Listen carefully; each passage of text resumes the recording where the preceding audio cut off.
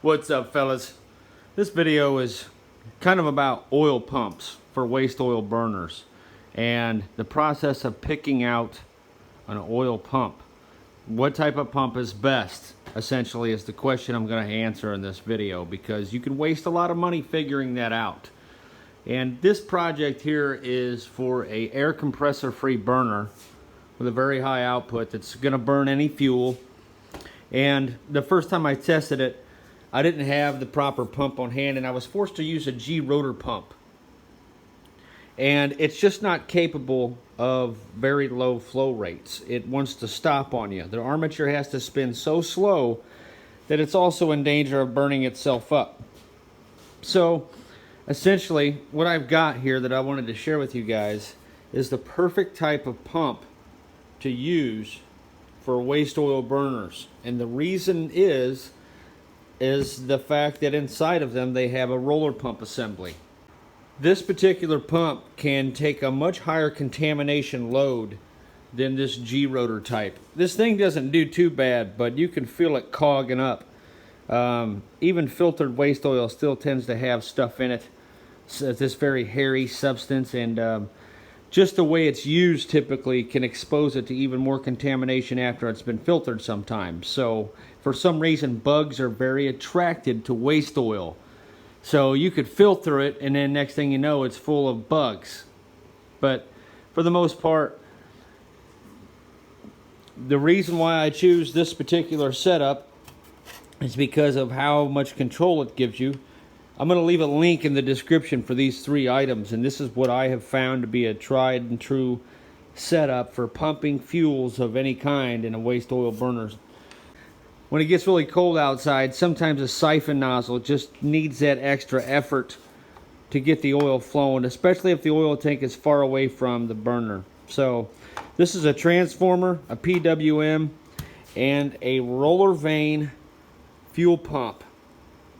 I believe this is like 300 liters per hour maximum, so definitely capable of doing the job. I've had to modify it just a little bit with some threads on here so that I don't have to use the, I believe this is 37-degree compression, but I'm not sure. This right here is an automobile fuel pump made for gasoline, and it uses a regenerative blower type turbine system. This one here is just a straight up high-speed turbine design, and all of these are pretty much similar in the sense that the fuel passes right through the motor, over the brushes, and all of that. This is a G rotor type with a primer turbine. This is a screw compressor type fuel pump, but none of these are suitable for our application. This is a dual turbine unit with a primer turbine and a second stage pump turbine, regenerative blower. This is the kind we're looking for right here. These are called roller bead impeller pumps. They have these roller beads in there. They're like roller bearings that allow for high contamination loads, which is far better and suitable for our application in waste oil burning. This right here you're looking at is just a little test setup that I was trying to build an all-fuel burner that can run in extremely cold temperatures. And sometimes diesel fuel gels up on you a little bit, stuff like that, and waste oil is definitely a pain in the neck.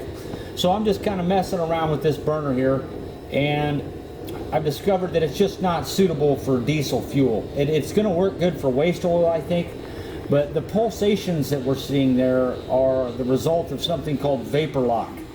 As soon as the engine gets running good, or as soon as the burner gets running good, it heats up pretty bad, and you start getting these sputtering actions in there because the fuel's boiling inside the line. So when it does run, it runs great. The flames are like blinding white, so that's a good sign. Anytime that you get a flame to be this bright, you definitely know you're onto something. It works great when it's running. See how we got that red hot metal right there? That tells me we're getting hot enough that vapor lock is definitely an issue. So gonna have to put a second nozzle on this thing if I ever want to run it on diesel, to where it's not running through that vaporization coil. That's just not needed for diesel fuel. We need like an atomizer nozzle for that. But this is just a straight dripping out fuel nozzle. There's no orifice to get clogged up or nothing like that, and that's the way I want it. I'm trying to get it to work that way. And if it wasn't for the fuel pulsations, this thing would run like a champ on diesel. But that's what's happening. We're getting this big puddle of fuel that then suddenly just kind of extinguishes and then it goes out. But I haven't even had a chance to turn the air up very high on this thing. Just kind of trying to keep it lit, but there's a lot of problems that I'm having as far as air bubbles in the fuel line right now. When that fuel boils just a little bit, it starts pulsating on us and undulating. You can see it in the fuel line. I was kind of watching it off camera. So I need to purge it to get all the air out of the fuel line.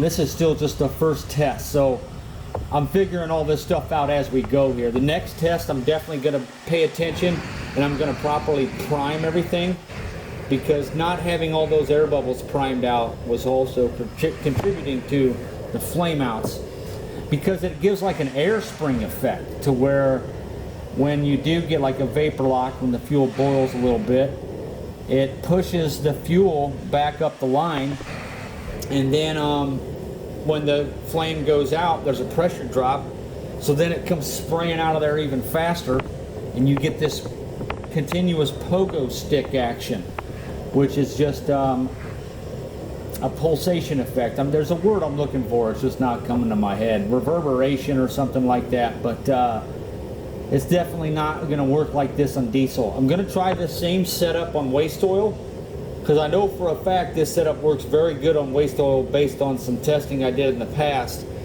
on a similar setup. This test has definitely shown me the modifications that will be needed to get this to become an all-fuel burner.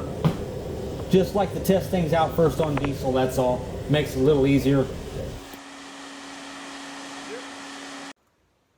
I think I'm done with this thing for today, fellas. The bottom line is, when you're using diesel fuel as a fuel source, you don't need to preheat it. And I think we're experiencing excessive vapor lock in that coil. This thing's more set up for dirty waste oil than it is for diesel. I think if I was gonna intend to run diesel on that thing, I would just have a spray nozzle that actually somewhat atomized the fuel, directly spraying into the container. No preheat whatsoever. With dirty waste oil, it's a different story. I'd almost bet this thing runs like a champ on waste oil, but I could be wrong. This is all just a part of the process sometimes. Not everything I build works the first time I turn it on, and there's a little bit of tuning involved. So I'm just looking at this thing, seeing what it does, you know, figuring stuff out. So there you go, guys. This is the type of pump you want to get. If you end up accidentally getting one of them little diaphragm pumps or something like that, or one of the turbine pumps or the regenerative impeller pumps, they can't prime themselves on oil. I would bet they can't pump oil at all, because in the past I've tried to use small water pumps and stuff like that with impellers on them to pump oil, and it just can't do it. It's just too thick. It certainly can't draw the vacuum you need to prime it. This is a positive displacement pump. It can draw a vacuum, and it is self-priming. So this is what you want.